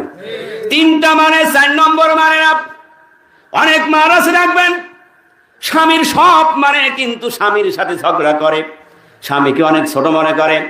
আবার দেখবেন যদি জমিদারি বড় লোকের ঘরের মেয়ে হয়, স্বামী যদি মধ্যবিত্ত হয়, যদি একটু গরিব হয়, হাতে মারে না কিন্তু জবান দিয়ে মারে। এরম মহিলা আছে না নাই? কথা বলেন আছে না নাই? জবান দিয়ে বলবে, দেখো রমজান মাস চলে গেল, ঈদ আসছে, তোমার সাথে বিয়ে করে আমার কপালটা এমন পুরো একটা ভালো শাড়িও জোটে না। আল্লাহর নবী বিশ্ব নবী মা ফাতেমাকে বিবাহ দেওয়ার পরে ফাতেমাকে কাছে নিয়ে বলেছিলেন, আমার কলিজার টুকরা ফাতেমা। নবীজি ফাতেমাকে এত ভালোবাসতেন, এত আদর করতেন। আল্লাহ রাসূল যখন ঘর থেকে কোথাও যাইতেন, ফাতেমা রাদিয়াল্লাহু তাআলা আনহার সাথে আগে দেখা করতেন। আবার সফর থেকে ফিরে এসে মা ফাতেমা জননী রাদিয়াল্লাহু তাআলা আনহার সাথে আবার দেখা করতেন। সুবহানাল্লাহ জোরে বলেন। সেই ফাতেমাকে যেদিন বিশ্ব নবী বিবাহ দিল, আগে দাওয়াত করেছেন নবীজির পালিত দুধ মা হালিমাকে দাওয়াত করেছেন, মা তুমি আর দেরি করো না, তাড়াতাড়ি আসো, আজকে আমার মেয়ে ফাতেমার বিবাহ। একটু বিবেক খাটান, আমরা ইসলামটা কি রকমের মানি। ফাতেমা, আল্লাহর নবী বিশ্ব নবী যেদিন ফাতেমার বিবাহ দিলেন, বরযাত্রী এসে কয়েকজন জলিল কদর সাহাবী, চুলায় কোনো আগুন জ্বলে না। নবীজির দুধমা হালিমা শিশু বাচ্চার মতো ডুকরে কেঁদে উঠলেন, ডাক দিয়ে বলেন, আয় আল্লাহ, তারা জীবনে কত মানুষ পালন করেছি, দুধ খাওয়াইছি, মানুষ করেছি, এমন একজন সন্তানকে দুধ পান করাইলাম, আজকে তার কলিজা টুকরা নয়নের পুতুলি ফাতেমার বিয়ে কিন্তু চুলা বন্ধ, আগুন নেই। আল্লাহু আকবার বলেন। সেই হাবিব বিশ্ব নবী ফাতেমা রাদিয়াল্লাহু তাআলা আনহার বিয়ের বরযাত্রীদের মাঝে খুরমা খেজুর বিতরণ করলেন। সুবহানাল্লাহ বলেন। বিয়ে শেষ হয়ে গেল, ফাতেমাকে কাছে নিয়ে বলেন, মা ফাতেমা, তুমি এতদিন আমার ঘরে ছিলে, আজ থেকে তুমি আলীর ঘরের বাসিন্দা হয়ে গেলে। ও আমার মা ফাতেমা, তোমার দ্বারা যেন আলী এক জাররা পরিমাণ কষ্ট না পায়, আর যদি আলী যদি মন খারাপ করে, কষ্ট পায়, আর মা ফাতেমা তুমি যদি মাপ না নিতে পারো মৃত্যুর আগে, আমি নবী বলে দিলাম কিয়ামতে হাসরের ময়দানে তুমি জামার মেয়ে আর আমি পয়গম্বর নবী হিসাবে কোনো পরিচয় হবে না। আল্লাহু আকবার বলেন। আমার আব্বা ভাইরা, অনেক বড় লোক আছে দেখবেন, যদি স্বামী একটু গরিব হয়, যদি কোনো একটু কষ্ট হয়, যদি ফোন করে বলে আব্বা আমার এরকম হচ্ছে, ও কোনো হিসাব না করে ফোনে বলে চলে আয় দেখছি। কথা বলেন না কেন? এরকম আছে না নাই? বলে আয় চলে দেখছি, ও 14 গোষ্ঠী তালাক দিয়ে দিতাম। কথা বলেন না কেন? আল্লাহ নবী বিশ্ব নবী বলেন, তোমার স্বামীর সাথে সৎ আচরণ করো, ভালো ব্যবহার করো, কখনো যেন স্বামী কষ্ট না পায়। আল্লাহ রাসূল আবার বলেন, তুমি যে স্বামী হয়েছো বলে তুমি বড় প্রধানমন্ত্রী প্রেসিডেন্ট হয়ে যাও নাই, যে তুমি সামান্য ত্রুটি পাইবার তোমার বিবিরে মারবা। এরকম স্বামী আছে না নাই? ত্রুটি পাইলেই মারপিট করে কি করে না? কিন্তু মারা জায়েজ? কথা বলেন জায়েজ না? আপনি মারতে পারেন না, আপনি তাকে বুঝাবেন, ভালোবাসা দেবেন, সে আদর্শ পেয়ে ভালোবাসা পেয়ে তোমার সাথে ভালো ব্যবহার করবে। ঠিক কিনা জোরে বলেন। এরকম মানুষ আছে না নাই? দেখবেন অনেক স্বামী স্ত্রীর মধ্যে এমন গন্ডগোল, আবার স্ত্রী এমন বেকায়দা আছে, স্বামীর কথা সে শোনেই না। এখন সে খবর পেয়েছে যে নদীর পানিতে গোসল করতে গেছে। কোথায়? বিবি গোসল করতে গেছে। তো এখন হঠাৎ করে খবর আসলো বিশাল, অনেক সময় বন্যার তোড় লেগে গেলে জোয়ারের ভাটি বিশাল স্রোত হয় কি হয় না? এখন মনে করেন আপনাদের এলাকায় যে পদ্মা নদী ব্রিজ হয়েছে, এখন ওই নদীতে মনে করেন গোসল করছে, জোয়ারের পানি তোর বিবির ভাসি নিয়ে চলে গেছে। এখন লোকে খবর দিল, মিয়া সাহেব তোমার স্ত্রী তো ভেসে চলে গেছে। কোন দিকে গেল? মুন্সিগঞ্জ থেকে পূবের দিকে চলে যাচ্ছে, এদিকে পশ্চিম, এদিকে পূব, স্রোত এদিকেই যায়। কথা বলেন না কেন? এখনো নদীর কিনারে গিয়ে স্রোত যায় পূবি আর ও যায় পশ্চিমে। কথা বলেন না কেন? লোকে বলছে, মিয়া সাহেব তোমার বিবি তো গেল এইদিকে, তো তুমি তো উল্টা যাও, ব্যাপারটা কি? কয় আমি বিশ্বাস করি নে, আমার বিবি যে এইদিকে যাবে আমার বিশ্বাস নেই, কারণ সে সারা জীবন আমার কাছ থেকে উল্টা চলেছে। সম্পর্ক ভালো হলো না খারাপ হলো? আল্লাহর নবী বিশ্ব নবী বলেন, দুজনের মধ্যে যদি সম্পর্ক ভালো হয়, তুমি গরিব হবার ধনী হও না কেন, কিয়ামতের দিন যদি একজন যদি একটু অপরাধে যদি জান্নাতের টিকিট না পায়, বিবি যদি জান্নাতের টিকিট পায়, বিবি আল্লাহর কাছে বলবে, আল্লাহ আমি একটা টিকিট নেব না, আর একটা চাই। সুবহানাল্লাহ আসতে বলেন। আয় আল্লাহ আমি আর একটা টিকিট চাই। আল্লাহ বলবেন, কেন তুই 2টা টিকিট চাস? আল্লাহর কাছে তখন ওই মা বলবে, আল্লাহ দুনিয়ায় আমার এমন একজন আপন সঙ্গী ছিল যে আমাকে এত ভালোবেসেছেন, সমস্ত আদর সোহাগ দিয়েছে। আজকে আমি একা জান্নাতে যাইতে চাই না, আর একটা টিকিট দাও, নইলে এটা ফিরিয়ে নাও। সুবহানাল্লাহ জোরে বলেন। আবার আল্লাহ সুবহানাহু ওয়া তাআলা জান্নাতীর ফরিয়াদ সেদিন শুনবে, সুবহানাল্লাহ বলবেন না? ওই জান্নাতীর সুপারিশ শুনে টিকিট আর একটা দিয়ে দেবে, স্বামীকে নিয়ে জান্নাতে ঢুকে পড়বে। স্বামী যদি এরকমের হয়, দুনিয়ার ভালোবাসা যদি সম্পর্ক হয়, স্বামী টিকিট পাবে, বিবি পাই নাই, সেও ফরিয়াদ করবে, আল্লাহ আমার আর একটা টিকিট দাও, যদি না দাও এইটা ফিরিয়ে নাও। আল্লাহ বলবেন যাও, তোর আর একটা দিয়ে দিলাম। সুবহানাল্লাহ বলবেন না? এই জন্য দুনিয়ার সম্পর্ক ভালো রাখতে হবে না সাপ আর বিজির মতো হবে? কথা বলেন না কেন? আমার মায়েরা, কখনো স্বামীর সাথে খারাপ ব্যবহার করো না। স্বামীর হুকুম ছাড়া ঘর থেকে বাহির হওয়া যাবে না। আচ্ছা, এটা এখন মানে গো? স্বামীর হুকুম ছাড়া ঘর থেকে বেরো না, এখন এটা মানে? আপনাদের এখানে মানে। আমি এই হাসারার মানুষের বদনাম করতে আসিনি, কারণ আমি অত্যন্ত ভালোবাসি এই হাসারার। আল্লাহ রসুল বিশ্বনবী, আমি শেষ করে দিচ্ছি, অনেক আনাগোনা করছেন, বাড়ি যাবেন বুঝতে পেরেছি। আল্লাহর নবী বিশ্বনবী তিনি দুনিয়ায় থাকাকালীন একজন মহিলা নবীদের কাছে চলে গেলেন, যাই বলেন ইয়া রাসূলুল্লাহ, হাবিবাল্লাহ, সবেমাত্র খবর পেয়েছি আমার আব্বা অসুস্থ, কিন্তু আমার স্বামী তো বাড়ি নেই। আমার স্বামী বাণিজ্যের জন্য বিদেশে চলে গেছে, চিঠি লিখলেও 1 সপ্তাহ লাগবে, কোনো খবর দেওয়ার মতো কোনো কিছু নেই। কিন্তু এখন আর তখন কিন্তু একরকম নয়, ঠিক কিনা ধরে বলেন? এখন আর তখন কি একরকম? এখন তো হ্যালো 1 সেকেন্ডের মধ্যে America, Japan, Kuwait, Iran, Saudi Arab, Malaysia সাথে সাথে চলে যাচ্ছে, ঠিক কিনা ধরে বলেন? ইয়া রাসূলুল্লাহ, হাবিবাল্লাহ, কারণ আপনার হাদিস শুনেছি, স্বামীর অনুমতি ছাড়া ঘর থেকে বাহির হওয়া যাবে না। আমার আব্বা বড় অসুস্থ, আপনি যদি আমাকে অনুমতি দিতেন আমার আব্বারে দেখতে যাইতাম। আমার পর্দার আড়ালের মা, আমি আপনাদেরকে কিসসা কাহিনী শোনাই না, রাসূলের হাদিস। মা, তুমি যে অনুমতি চাইছো, আমি নবী তোমার স্বামীর অনুমতি ছাড়া অনুমতি দিতে পারি না। কারণ মহিলা রসুলের আদর্শবান হয়েছে, ইমানটা তো মজবুত হয়েছে, রসুলের হুকুম পরিপূর্ণ মানে। সুবহানাল্লাহ জোরে বলুন। ঘরে চলে গেলেন, যত ব্যথা হয় হোক, কষ্ট করে ধৈর্য ধরে থেকে গেলেন। কিছুদিন যাইতে না যাইতে আবার খবর এসে গেল তোমার আব্বা মারা গেছে। আবার ছুটলেন নবীজির কাছে, কারণ স্বামী ঘরে নেই, স্বামী বিদেশে। আর এখনকার জামানায় স্বামী যদি বিদেশে যায়, মহিলার 2টা হাত এখন 4টা পাখনা লাগায়, ঠিক কিনা ধরে বলেন? কয়টা পাখনা লাগায়? রাগ করলে কিছু করার নেই।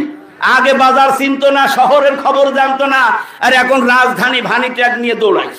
কথা বলেন না কেন? আমি হাসারার বদনাম করছি না, সব ছেলে আমার বাপ। এবার এসে বিশ্ব নবীর কাছে বলেন, ইয়া রাসূলুল্লাহ, হাবিবাল্লাহ, আমার আব্বা দুনিয়া ছেড়ে চলে গেছে, আপনি আমার অনুমতি দেন, জীবনের শেষ দেখাটা একটু দেখতাম। ভাইরা আপনারা বসেন, ভিতরে ঢোকেন, ঢোকেন ঢোকেন, অনেক জায়গা আছে, সোনামণিরা ভিতরে ঢুকে বসুন। আল্লাহর নবী বিশ্ব নবী মুহাম্মদুর রাসূলুল্লাহ আবার ওই একই কথা বললেন, ও মা, আমি তোমার স্বামীর অনুমতি ছাড়া আমি তো তোমার অনুমতি দিতে পারি না। নবীজি অনুমতিও দিল না, ছেড়ে দিয়ে বাবার মৃত্যু লাশ দেখার জন্য আর যাইতে পারলো না। একটা বাবা যদি মারা যায়, কত ব্যথা সন্তান ছাড়া পৃথিবীর আর কেউ জানে না। মা বাবা যার হারিয়েছে সে জানে এর ব্যথা কত, আর যার ঘরে আছে সে কিঞ্চিত পরিমাণ অনুভব করতে পারে না, ঠিক কিনা জোরে বলেন? আর এই মা বাবাই হলো জান্নাত, আর মা বাবাই হলো জাহান্নাম। আমার আল্লাহ রাব্বুল আলামিন, আমি অনুমতি দিতে পারবো না। ঘরে চলে গেলেন, ধৈর্য ধরলেন। আল্লাহ বলেন, দুনিয়ার কোন মানুষ যখন নেক আমল করবে, আমলে সালেহ করবে, হকের উপরে থাকবে, হক প্রতিষ্ঠা করবে, ওর যত প্রকারের বাধা আসুক না কেন, আল্লাহ সূরা আসরের মধ্যে বলেছেন, ওয়াতাওয়াসাউ বিস-সাবরি, ওই মানুষ যদি ধৈর্য ধারণ করে তাহলে তার সকল অবস্থায় তার জিম্মাদারি হবে আমার আল্লাহ। আল্লাহ রাব্বুল আলামিন কালামে হাকিমের মধ্যে পরিষ্কার করে বলেছেন, ওয়া কানা হাক্কান আলাইনা নাসরুল মুমিনিন। আল্লাহ বলেন মুমিনের জন্য সাহায্যকারী হব আমি আল্লাহ, আমার জন্য ওয়াজিব হয়ে যাবে। সুবহানাল্লাহ ধরে বলেন। ঘরে থেকে গেলেন, মহিলা রাত্রে ঘুমিয়ে আছে, ঘুমের মধ্যে আল্লাহর নবী বিশ্ব নবী ডাক দিয়ে বলেন, মা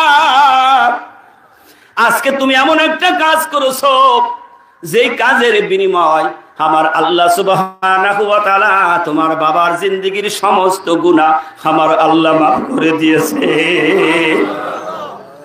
আল্লাহ শুধু গুনাহ মাফ করে না, ধৈর্য ধরেছো, সবর এখতিয়ার করেছো, আল্লাহ রাসূলকে ভালোবেসেছো, কোরআনের বিধান অনুযায়ী তোমার জীবনটা ঠিক রেখেছো, তোমার ওসিলায় আল্লাহ তোমার বাবার জান্নাতের বাগান বানিয়ে দিয়েছে। জোরে বলতে হবে না সুবহানাল্লাহ। এই জন্য আপনারা ভাইরা, আমার শেষ কথা হলো, নারী আর পুরুষ এই দুজনা যদি জান্নাতি হয় সেদিন জান্নাতে সুখ শান্তি থাকবে, আর যদি জাহান্নামে হয়ে যায় কষ্টর শেষ নাই। ও আমার আব্বারা ভাইরা, এই জন্য আল্লাহর গোলামি করতে হবে, আল্লাহর হুকুম মানতে হবে, ইমানের পরিচয় দিতে হলে সাথে সাথে নেকামল করা লাগবে।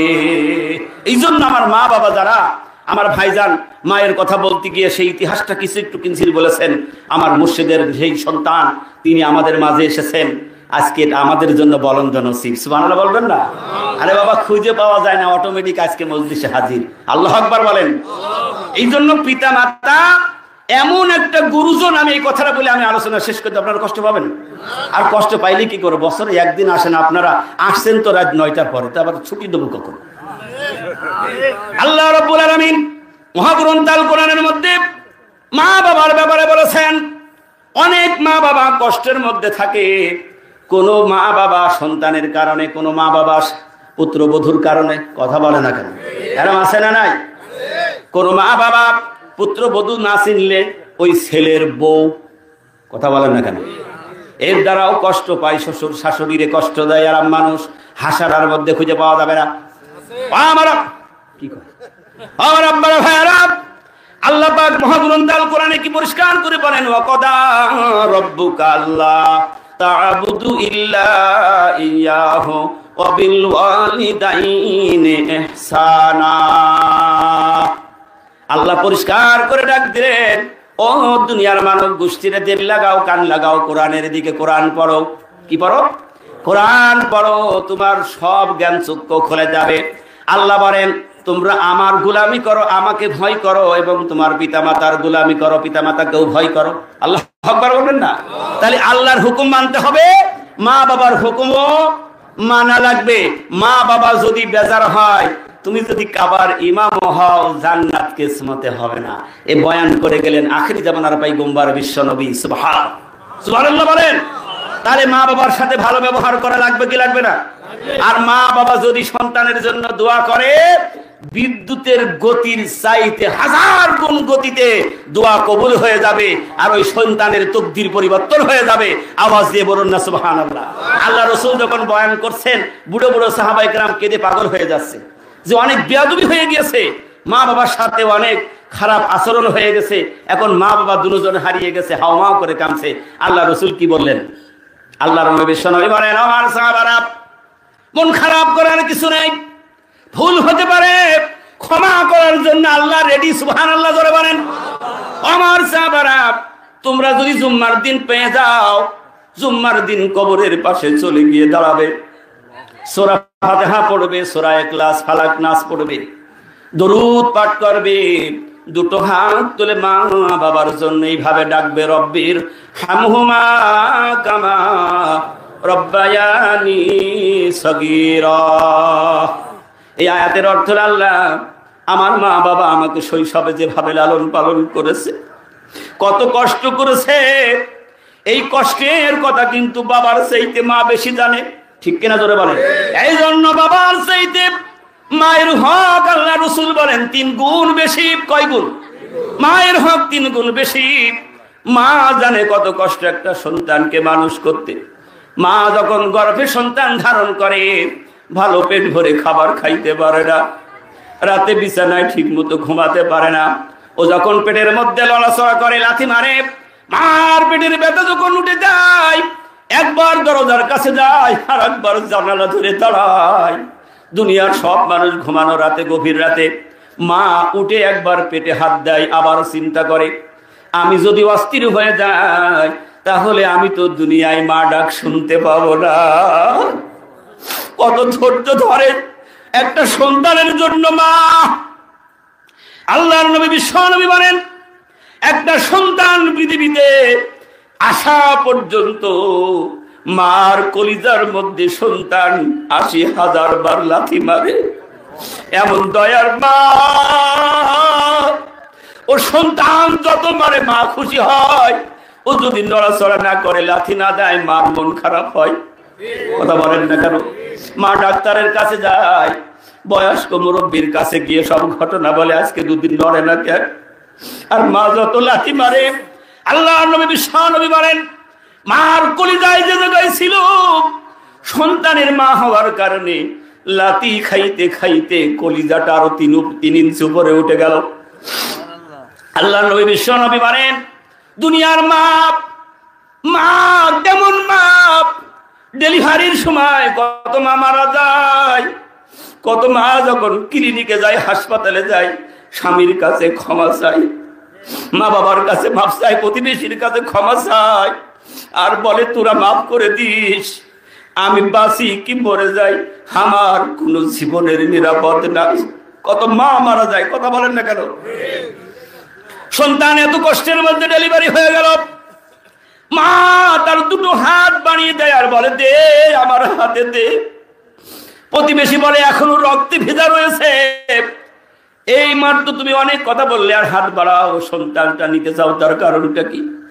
বা বলে তোরা বুঝবি না, জানবি না, এই আমার সন্তান যখন আমার কলিজায় লেগে যাবে, 10 মাসের সব ব্যথা বেদনা আমার কলিজা থেকে ধুয়ে মুছে সাফ হয়ে যাবে, এর নাম হলো মা। আল্লাহ নবী বিশ্বনবী বলেন ও দুনিয়ার পুরুষের সমাজ, তুমি যদি তামাম পৃথিবীর মানুষের খাবার খাওয়াও, টাকা দিয়ে যদি খুশি করো, আমি আল্লাহ খুশি হলাম কিনা এর কোনো প্রমাণ আমি দিচ্ছি না। আল্লাহ রাসূল বলেন তুমি একটা বেদানার বিচি যদি সিকিয়ে তোমার মায়ের গালে যদি দাও, আমি আল্লাহর আরশে আজিম খুশি হয়ে যায়, আর মায়ের দোয়া অটোমেটিক কবুল হয়ে যায়। এই জন্য সুফি মুফতি আজম গাছি রহমতুল্লাহ আলাইহি এই ওরসিকুল মজলিস আমাদেরকে দিয়েছেন, মা বাবার হক আদায় করার মজলিস হলো ওরসিকুল মজলিস। কোটি কোটি নেকি হবে, কালাম পাকের নেকি হবে, শত শত হাজার কালাম পাকের খতমের নেকি এই মজলিসে হবে। সকল মা বাবার জন্য বকশিশ দিয়ে দাও, কুল কায়নাতের জন্য বকশাও, এবং তাদের জন্য দোয়া করতে থাকো। রাসূল বলেন ও বান্দারা রে, সাহাবারা রে, এইভাবে যদি তোমার মৃত্যুকাল পর্যন্ত দোয়া করো, মা বাবা যদি অসন্তুষ্টি হয়েও মারা যায়, তোমার দোয়ার কারণে মা বাবার কলিজা ঠান্ডা হয়ে যাবে। আর মা বাবা যদি 1 জাররা পরিমাণ বেজার হয়, তুমি যদি কাবার ইমাম হয়ে যাও, তবু তোমার নাজাত হবে না। এই মার গোলামি করার জন্য ওয়াজ করুনি তিনি পৃথিবীর শ্রেষ্ঠ আল্লাহর ওলি। সুবহানাল্লাহ জোরে বলেন। কত বড় বলি তিনি। ওয়াজ করুনি রহমাতুল্লাহ আলাইহি, তিনি রসুলের জামানায় থেকেও রসুলের কাছে যাইতে পারল না, কারণ তার একটাই কারণ ছিল, তার সংসারে আর কেউ ছিল না, মা অসল হয়ে গিয়েছে, মা হাঁটতে পারে না, চলতে পারে না, চোখ 2টাও অন্ধ হয়ে গেছে। এই মার গোলামি করতো, খেদমত করতো, নিজে রোজগার করতো, আর মাকে নিয়ে নিজে একটু খাইতো। আল্লাহু আকবার বলেন। কিন্তু তার মহব্বত ভালোবাসা ছিল আল্লাহ রসুলের প্রতি, এত ভালোবাসা, এত প্রেম, অন্তর চোখ দিয়ে রসুলকে দেখতেন। ওয়াজ করুনি। আর আল্লাহর নবী বিশ্ব নবী, নবীজির অন্তর চক্ষু দিয়ে আল্লাহ ওয়াজ করুনিকে দেখাইতো। একটু আওয়াজ দিয়ে বলুন সুবহানাল্লাহ। এই মা বাবা যার বিদায় নিয়ে গেল ওরসিকুল মজলিসে, কোরআন তেলাওয়াত করো, মা বাবার জন্য দোয়া করো, আল্লাহু আকবার বলেন, তাকদীর খুলে যাবে, কপাল খুলে যাবে, তুমি বুঝতে পারবে না। আর মা বাবা যদি তোমার প্রতি নারাজ হয়, তুমি দুনিয়ায় কিছু করতে পারবা না, পরকালেও মুক্তি পাবা না। কত দামি আল্লাহ ওয়াজ করুনিকে বানিয়ে দিলেন। নবীজি খুব সংক্ষেপে বলি, নবীজি বললেন সাহাবারা রে, আমি বিদায় নিয়ে চলে যাব, আমার এই জুব্বা মুবারকটা তোরা হেফাজত করবি। আর আমি বিদায় নেওয়ার পরে আমার ওই আশেক পাগল ওয়াজ কুরনির কাছে তোরা পৌঁছাইয়ে দিবি। এবং শুধু পৌঁছাবি না, আমার ওয়াজ কুরনিকে বলবি আল্লাহর নবী বিশ্ব নবী বলে দিয়েছে এই জুব্বা মুবারক গায়ে দাও, আর নবীজির উম্মতের জন্য দোয়া করো। কারণ আমার ওয়াজ কুরনির দোয়া আমার আল্লাহ ফিরিয়ে দেবে না। আল্লাহ রাসূল বলেন, কোন মানুষ যদি জবান নাই ইস্তেগফার পাঠ করে এবং হালাল রুজি রুটি খায়, মা বাবার হুকুম মানে, বেশি বেশি দরুদ পড়ে, ওই ব্যক্তির জবানটা আল্লাহ মুস্তাজাবুদ দাওয়া বানিয়ে দেয়। সে যখন দোয়া করবে ওই দোয়া আমার আল্লাহ কবুল করে দেবে। ওয়াজ কুরনির এই কথা শুনে আবু বকরের মনের মধ্যে কৌতূহল ভেঙে গেল, আলীর স্বপ্ন ভেঙে গেল, মনে বড় আশা, রসুল যেদিন বিদায় নেবে জুব্বাটা আমি গায়ে দেব। কারণ রসুলের সংস্পর্শে যেই জিনিসটা লেগে গেছে ওইটা তো মুবারক হয়ে গেছে। আল্লাহু আকবার বলেন। আমার আব্বারা ভাইয়ের, আল্লাহ নবী বিশ্ব নবী খেজুর গাছের খুঁটি হেলান দিয়ে খুতবা দিতেন। মসজিদে নববী তখন সুন্দর করে সাজানো হলো, সবাই দেখলো এই খেজুর গাছটা সুন্দর দেখাবে না, এটা সরিয়ে দেওয়া হোক। পরের জুম্মায় রসুল যখন খুতবা দিতে মেম্বারে দাঁড়ালেন, পিছন থেকে মানুষের মতো করে কান্নার আওয়াজ বাহির হয়ে গেল। আল্লাহু আকবার বলেন। কোন রসুল আমরা পেয়েছি? আমি জায়াতে কারিমা তেলাওয়াত করেছি, আল্লাহ নিজে বলছেন আমি তোমাদের মাঝে এমন একজন রসুল পাঠিয়েছি, ও দুনিয়ার মানুষ তোমরা কিন্তু আমার রসুলকে চেনো নাই। সেই গাছটাকে উস্তুনে হান্নানা বলা হয়। আল্লাহ নবী বিশ্ব নবী ওইটাকে হেফাজত করে রাখলেন আর বললেন, গাছ রে তুই কাঁদিস না, আমি নবী তোর সাথে করে নিয়ে জান্নাতে চলে যাব। একটা খেজুর গাছ যদি নবীর সংস্পর্শে লাগার কারণে যদি মুবারক হয়ে যাইতে পারে, তাহলে রসুলের জুব্বা মুবারকের মূল্য কত? তাম পৃথিবী দিয়ে ও জুব্বার মূল্য দেওয়া যাবে না। আবু বকর মনে করেছেন আমি রসুলের সাহাবী, কত ভালোবাসলাম, হিজরতের সাথী হলাম, আমি আবার আর এক দিক থেকে রসুলের শ্বশুর আল্লাহর হাবিব আমার জামাই, আমি জামাটা নিয়ে ধন্য হব। আলীর স্বপ্ন ভেঙে গেল, আমি হতো রসুলের জামাই, হলো না। ওয়াজ কুরনিকে বাড়িয়ে দিবি। আমিরুল মুমিনিন ওমর ফারুক রাদিয়াল্লাহু তাআলা আনহু আর হযরতে আলী দুজনা চললেন। কোথায় যাবেন? রসুল বলে দিয়েছেন ইয়ামেনে পাবি। আর সেখানে গিয়ে বলেন, ইয়া রাসূলুল্লাহ কেমনে চিনবো যে এটা ওয়াজ কুরনি? আল্লাহর নবী বিশ্বনবী বলে দিলেন, আমার ওয়াজ কুরনির হাতের তালুর মধ্যে সাদা দাগ দেখতে পাবি। রসুলের সামনে আসে নাই, রসুলের অন্তর চক্ষু দিয়ে ওয়াজ কুরনিকে দেখেছে। ওয়াজ কুরনি ও বিশ্বনবীর অন্তর চক্ষু দিয়ে দেখে নিয়েছে, মার খেদমতের জন্য আসতে পারে নাই। খুব সংক্ষেপে বলে জামা নিয়ে চলে গেলেন, ইয়ামেনে খোঁজ করছে ওয়াজ কুরনি, কে কোথায় আছে বলো? সবাই বলে ওয়াজ কুরনির আমি একজন আছে। ওরা বলে আমাদের এখানে একজন ওয়াইস পাগল আছে। বলে থাকে কোথায়? ইয়ামেনের জঙ্গলে থাকে, সেখানেই আল্লাহর গুণগান করে, ওখানেই থাকে। সেখানে চলে গেলেন, যাই দেখছেন নবীর নামের তসবিহ পাঠ করে। জোরে বলুন সুবহানাল্লাহ। তাই বলছে তুমি না ওয়াইস? বলে কই না, কারণ আল্লাহর বন্ধুদের হয়ে গিয়েছে, তারা নিজের পরিচয়টা দিতে চাই না।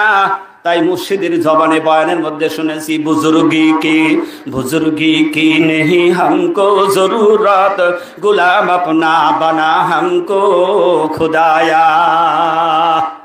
আল্লাহর ওলিরা সব সময় তাদের মনের তামান্না, আল্লাহ আমি দুনিয়ার কোনো কিছু চাই না, আমি একমাত্র তোমার গোলাম হতে চাই। যখন বললেন তুমি ওয়াইস, তবে শোনো, রসুল এই যে জুব্বা মুবারক দিয়েছে এইটা নাও এবং রসুলের উম্মতের জন্য দোয়া করো। বুকের মধ্যে জামা জড়িয়ে ধরে চিৎকার দিয়ে কেটে জঙ্গলে ঢুকলেন। জামা বুকের মধ্যে সিজদায় পড়ে কান্দে, মালিক তোমার হাবিবের সঙ্গে আমি এমন গোপন সম্পর্ক করেছি এ পর্যন্ত কেউ জানতে পারে নাই রে মালিক। আজকে তুমি আমার রসুলের এই প্রেম সাগরে ডুব দেওয়াটা তুমি ওপেন করে দিয়েছ। আজকে তোমার পাগল নাকার কপাল জমিনে লাগাইছে রে মালিক, আমার নবীর উম্মতের জিন্দেগির গুনাহ মাফ করে দাও। আল্লাহু আকবার বলেন। সাথে সাথে আল্লাহ রাব্বুল আলামিন বলেন, ও ওয়াসরি আমি 10% মাফ করে দিলাম। ওয়াইস বলে আমি 10% বুঝি না, আমি বুঝি 100%। আল্লাহ বলে 20%, বলে না হবে না। 30% বলে না হবে না। 40% বলে না হবে না। আমি 100% বুঝি। ওমর কিছুক্ষণ দেরি করে যায়, ডাক দিয়ে বলে ওয়াইস মাথা উঠাও রে, দেরি হয়ে গেল, চলে যাবো, কারণ অনেক দায়িত্ব। ওয়াইস মনে মনে চিন্তা করেন, একবার রসুলকে দেখি নাই, কারণ যেই রসুল তার জবান দিয়ে বলে গিয়েছে আমার পরে আর কোনো নবী হবে না, নবী আর আসবে না। আমার আল্লাহ যদি আবার নবী বানাইতো, আমার উমরকে আল্লাহ নবী বানিয়ে দিত। এত মর্যাদার সাহাবী আমারে ডাকবে, আমি সিজদায় থাকবো না। দেখি কথা বলে আল্লাহু আকবার বলেন। মাথা উঠালেন আর বললেন, ওমর, ও নবীর সাহাবী ওমর, আল্লাহ আমাকে অফার দিচ্ছিল আর তুমি আমাকে মাথা তুলাইলা। আমি আল্লাহর বিশ্ব নবীর উম্মতের 100% গুনাহ মাফ না হওয়া পর্যন্ত আমি মাথা উঠাইতাম না। তিনি কিন্তু সাহাবী ছিলেন না, তিনি ছিলেন আল্লাহর ওলি। সুবহানাল্লাহ করে বলেন। এই জন্য আল্লাহর ওলিদেরকে আল্লাহ বেশি ভালোবাসে। আজকে আমরা যেই মজলিসে এসে বসেছি, এই মজলিস হলো জামানার কুতুবারি বিল্লার বাদশা কামেল ওলি আল্লাহ হযরত মাওলানা সুফি মুফতি আজান গাছি রহমাতুল্লাহ আলাইহি। এই জন্য আজকে আমরা যারা এখানে এসেছি, আমরা খুশি না বেজার? এই জন্য সন্ধ্যা থেকে পর্যন্ত অনেক আলোচনা হয়েছে। আমি আপনাদের এই যে দীর্ঘ সময়টুকু নষ্ট করেছি, আল্লাহর রাস্তায় আমাকে মাফ করে দেবেন। আর আল্লাহর কাছে এই তো দোয়া প্রার্থী, আল্লাহ যে দুদিন হায়াত দেন, যেন আমার মুর্শিদের এই নাগাম ধরে দুনিয়ার থেকে যাইতে পারি। আল্লাহ যেন আমাকে আপনাদের সকলকে তৌফিক দান করুক। আমিন, আল্লাহুম্মা আমিন।